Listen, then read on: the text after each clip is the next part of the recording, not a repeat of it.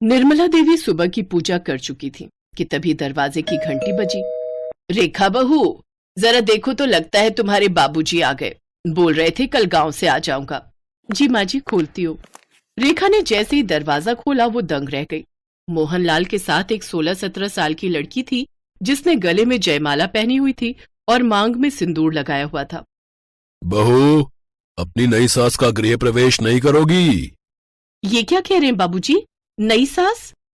हाँ, मैंने मनोरमा से शादी कर ली है। क्या शादी? ये सब क्या है बाबूजी? मैं कुछ समझ नहीं पा रही हूँ। क्या हुआ रेखा बहू, कौन है ये? आपके साथ कौन है? मेरी पत्नी है मनोरमा। मैंने इससे गांव में शादी की है। अब ये हमारे साथ ही रहेगी। ये कैसी शर्मनाक बातें कर रहे हैं? आपने दूसरी शादी कर ली और वो भी एक बच्ची से जो हमारे बच्चों की उम्र की है। घर में बहू बेटा है और आप इस उम्र में अपने बच्चों के बराबर की लड़की को शादी करके ले आए हो। आपको ये जरूरत क्यों पड़ गई? अरे मेरी मर्जी। मुझे मनोरमा पसंद आई तो मैंने उससे शादी कर ली। मनोरमा मेरा बहुत ख्याल रखती है। तुम्हारी उम्र हो चुकी है, तुम तो मेरा बिल्कुल भी ख्याल नहीं रखती हो। अब जहां मेरी कमी पूरी होगी वहीं तो मैं जाऊंगा ना। जो मेरा ख्याल करेगा मैं उसे ही तो अपने साथ रखूंगा। मोहनलाल जी ठीक कह रहे हैं। मैं और मोहनलाल जी एक दूसरे से बहुत प्यार करते हैं। जब हम दोनों को इस शादी से कोई ऐतराज नहीं है तो आप बीच में बोलने वाली कौन होती हैं? अब से मैं इसी घर में रहूंगी मोहनलाल जी के साथ। बाबूजी, आप ये ठीक नहीं कर रहे हो। माँ के होते हुए आप दूसरी शादी नहीं कर सकते।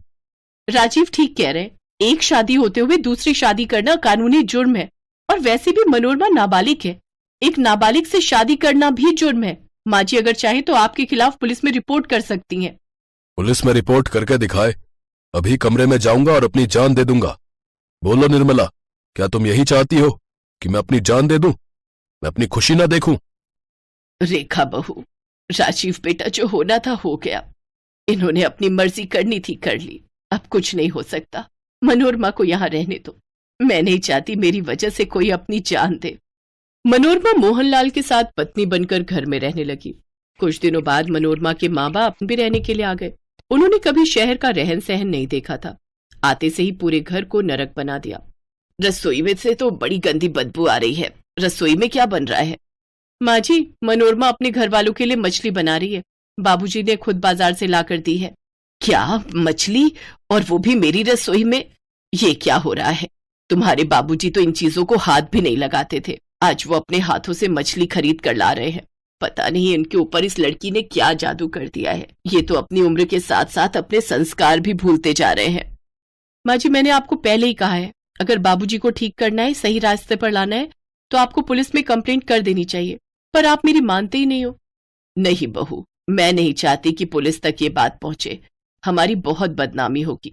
जो चल रहा है चलने दो। मुझ में अब हिम्मत नहीं ये सब लड़ाइयां करने की। रेखा की सास निर्मला देवी उस दिन बहुत रोई, पर समाज के डर से वो कुछ नहीं बोली। ऐसे ही उन्हें कुछ दिन रहते हुए हो गए।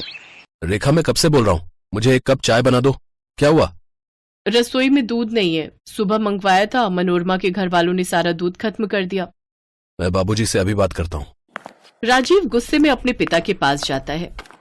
बाबूजी, मनोरमा की ये क्या तमीज है? सुबह इतना दूध आया है, सारा दूध खत्म कर दिया। एक कप चाय के लिए भी दूध नहीं है। अब आप कुछ बोलते क्यों नहीं हो? देखा आपने, अपनी माँ से ये तरह से बात कर रहा है। मुझे मनोरमा कहकर बुला रहा है और ऊपर से ये भी बोल रहा है कि मैं और मेरे परिवार वालों ने दूध सारा खत्म कर दिया। सुनो, मैं एक दिन भी यहाँ नहीं रहूंगी। मैं अपने माता पिता के साथ जा रही हूँ। नहीं मनोरमा, तुम कहीं नहीं जाओगी। राजीव, मनोरमा तुम्हारी माँ है, उससे ढंग से बात करो। मेरी बस एक ही माँ है जिसने मुझे जन्म दिया है। ये छोटी सी बच्ची मेरी माँ नहीं बन सकती। ये बेशर्मी भरी बातें मेरे सामने मत करो। मैं पहले गुस्से से भरा हुआ बता रहा हूं। आप एक काम करो, इस जायदाद का बंटवारा कर लो। अपने हिस्से की अपने पास रखो और मेरे हिस्से की मुझे दे दो। मैं माँ को लेकर अलग हो जाऊंगा। हाँ ठीक है, मुझे इसमें कोई एतराज नहीं है। मैं कल ही वकील को बुलाकर जायदाद के 2 हिस्से कर लेता हूँ। फिर हम यहां से चले जाएंगे। रहना तुम अपनी माँ के साथ आराम से। जायदाद के हिस्से की बात सुनकर मनोरमा थोड़ी घबरा जाती है। वो तो कुछ और ही सोच रही थी। मनोरमा बेटी, ये बुढ़ा आधी जायदाद अपने बेटे के नाम कर रहा है।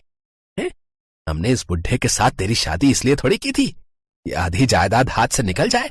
अरे हमने तो इसलिए तेरी शादी इस बुढ़े के साथ करवाई थी ताकि पूरी जायदाद की मालकिन तू बन जाए और इस बुढ़े के कुछ सालों में मरने के बाद हम आराम से ऐश करें। चिंता मत करो बापू, ये पूरी जायदाद हमारी ही होगी। मैं कोई रास्ता ढूंढती हूँ, अगर जरूरत पड़ी तो इस बुढ़े और इसके पूरे परिवार को ऊपर पहुंचा देंगे। मनोरमा नहीं जानती थी कि उसकी बातों की सारी रिकॉर्डिंग रेखा अपने मोबाइल फोन में कर चुकी है। रेखा ने चोरी छुपे मनोरमा और उसके माता पिता का वीडियो बना लिया और अपने ससुर को दिखा दिया।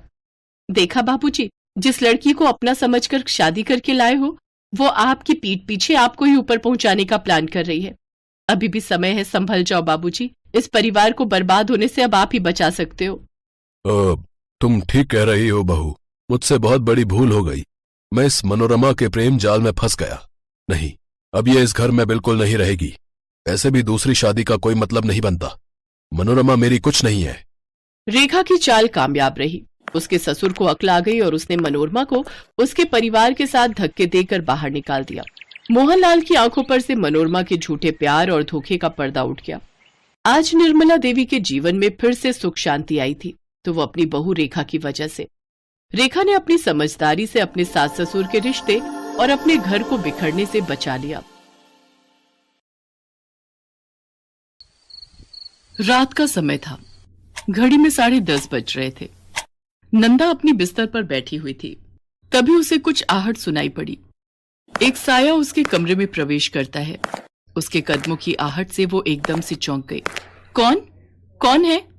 उसकी बातों को सुनकर अंदर आए शख्स ने बच्चे की तरह बोलते हुए कहा, अले तुम हमको नहीं पहचानती? हम हैं तुम्हारे पति गुड्डू। मेरे पति?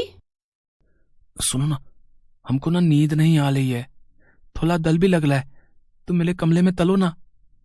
ये कहकर वो नंदा का हाथ पकड़ लेता है और उसे खींचकर ले जाने लगता है। अरे कौन है आप? ये क्या बदतमीजी है? छोड़िए मेरा हाथ, छोड़िए नहीं तो मैं चिल्लाकर अपने पति को बुलाऊंगी। अले मैं ही तुम्हारा पति हूं, तुम कितने बुलाने की बात कर रही हो? तलो ना मेरे कमरे में। शादी के बाद तो पत्नी पति के कमरे में रहती है ना, पर तुम तो कभी मेरे कमरे में आई नहीं। ये कहकर गुड्डू फिर से नंदा का हाथ पकड़ता है। इस बार नंदा को गुस्सा आ जाता है और वो गुड्डू को जोर का थप्पड़ मार देती है। आपको बात समझ में नहीं आती है? अरे मैं अंधी हूं तो क्या हुआ, कोई मेरा फायदा नहीं उठा सकता। नंदा के थप्पड़ की मार से गुड्डू किसी छोटे बच्चे की तरह जोर जोर से रोने लगता है। मार दिया, मुझे मार दिया, मेरी पत्नी ने मुझे मार दिया। रोने की आवाज सुनकर घर की नौकरानी पुष्पा दौड़ी हुई नंदा के कमरे में आती है। अरे क्या हुआ गुड्डू बाबा, आप क्यों रो रहे हैं? गुड्डू ने पुष्पा की बात का कोई जवाब नहीं दिया और वो उसी तरह जोर जोर से रोता रहा। उसे इस तरह रोता देखकर पुष्पा ने नंदा से पूछा, क्या हुआ बहू रानी, गुड्डू बाबा क्यों रो रहे हैं? आप दोनों में किसी बात को लेकर झगड़ा हुआ क्या? देखिए बहू रानी, पति पत्नी में तो नोकझोंक होती रहती है, इसका ये मतलब नहीं कि पत्नी अपने पति को रुला दे। ये आप क्या कह रही हैं? ये मेरे पति हैं? हाँ यही तो आपके पति हैं जिससे 6 महीने पहले आपकी शादी हुई है। देखो तुम झूठ मत बोलो, ये मेरे पति नहीं है। अरे बहू रानी, मैं क्यों आपसे झूठ बोलूंगी, यही आपके पति हैं। नहीं, मैं नहीं मानती, ये मेरे पति नहीं है। भगवान ने मेरी आंखें छीन ली हैं तो क्या हुआ, मन की आंखों से मैं सब कुछ देख सकती हूँ। ये मेरे पति नहीं है। ठीक है बहू रानी, आप मेरी बात मत मानिए, अपने पति की बात भी मत मानिए, लेकिन अपने सास ससुर की बात तो मानेंगी ना आप। 1 सप्ताह बाद जब वो शादी से लौट कर आएंगे तब उनसे ही पूछ लीजिएगा कि सच्चाई क्या है। नंदा के साथ ये क्या हो रहा था? वो किसे अपना पति कह रही थी और ये गुड्डू कौन है जो कह रहा है कि वो उसका पति है? इस बात को जानने के लिए कुछ महीने पहले जाना पड़ेगा। नंदा बहुत ही गरीब घर की अंधी लड़की थी। नंदा के पिता गोपी एक मामूली मजदूर थे और उसकी माँ विमला दूसरों के घर पर झाड़ू पोछे का काम करती थी। एक तो गरीबी की मार, ऊपर से घर में जवान अंधी लड़की। गोपी और विमला इसी चिंता में घुले जा रहे थे। पता नहीं कौन सी किस्मत लिखवा कर आई है नंदा। अरे क्या हो गया भगवान, तेरा मुंह क्यों लटका हुआ है? अब किस्मत फूटी हो तो मुंह तो लटका ही रहेगा ना। तेरी यही बात मुझे समझ नहीं आती। अरे जो कहना है सीधा सीधा कहना। अपने पति की बात पर विमला ने उदासी भरी दृष्टि से गोपी की ओर देखा और कहा, वहां भी बात नहीं बनी जी, उन लोगों ने भी नंदा से शादी के लिए मना कर दिया। ठीक ही तो है, मुझे तो वो बिल्कुल पसंद नहीं था, अरे हमारी नंदा 21 साल की है और वो 50 का था। अजी, मर्दों की उम्र नहीं देखी जाती, और आपको पता है ना हमारे पास कोई चारा भी तो नहीं है। अब अंधी लड़की से कौन शादी करना चाहेगा? तुम्हारी बात तो ठीक है, लेकिन नंदा है तो हमारी बेटी ही, अंधी है तो क्या हुआ, हम उसे कुएं में तो नहीं डाल सकते। गोपी की बात सच थी, लेकिन यह भी एक बड़ा सच था कि अंधी लड़की से कोई ठीक ठाक आदमी तो शादी करने से रहा। एक दिन की बात है, विमला जिस मेम साहब के यहाँ काम करती थी, उसके कोई दूर के रिश्तेदार विमला की मालकिन के घर आए हुए थे। विमला जब उन्हें चाय दे रही थी तो उसने उनकी बात सुनी। अरे हम तो थक गए, गुड्डू के लिए कोई लड़की मिलती ही नहीं है। तुम्हें तो पता है ना, हमें 1 रुपया नहीं चाहिए, बस लड़की चाहिए, चाहे वो लंगड़ी लूली अंधी कुछ भी हो, उससे हमें फर्क नहीं पड़ता, बस लड़की चाहिए। आपका कहना तो सही है भैया, लेकिन मैं भी परेशान हो गई गुड्डू के लिए लड़की ढूंढ ढूंढ कर, मिलती ही नहीं। उन लोगों की बातें सुनकर विमला को अपनी बेटी नंदा के लिए उम्मीद की किरण दिखाई दी, लेकिन चाहकर भी उसकी हिम्मत नहीं हुई कि वो अपनी मालकिन से अपनी बेटी के रिश्ते की बात करे। अरे भला नौकर की बेटी मालकिन से ब्याही जाए, ऐसा समाज तो नहीं है अभी हमारा। उस रात उसने अपने पति से ये बात बताई तो। अरे बिमला, तू भी ना जरा समझा कर, जरूर उसके बेटे में कोई खोट होगा, तभी तो वो लंगड़ी लूली कोई भी ढूंढ रहा है। आप भी ना हर बात पर शक करते हैं। मैं तो इतना जानती हूं कि बड़े लोगों में, अमीर लोगों में ना तो कोई कमी होती है और ना ही कोई खोट होता है। तो तू क्या चाहती है?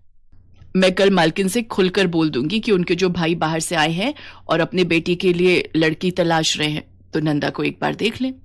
विमला ने अपनी मालकिन को नंदा के बारे में बताया और उनके रिश्तेदार के बेटे से नंदा की शादी की बात कही। उसने ये भी बोला कि उसकी बेटी जन्म से ही देख नहीं सकती है। अरे मुझे तो पता ही नहीं था, ये तो वही बात हो गई कि बगल में छोरा और नगर में ढिंढोरा। सुन, मेरे भैया को कोई फर्क नहीं पड़ता कि लड़की देख नहीं सकती, बस उन्हें अपने बेटे के लिए एक सीधी और सुशील बहू चाहिए।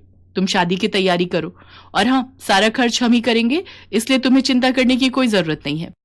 गोपी और विमला को इस बात का जरा भी इल्म नहीं था कि जिस बात को लेकर वे लोग इतना परेशान रहते थे, वो परेशानी एक ही झटके में खत्म हो जाएगी।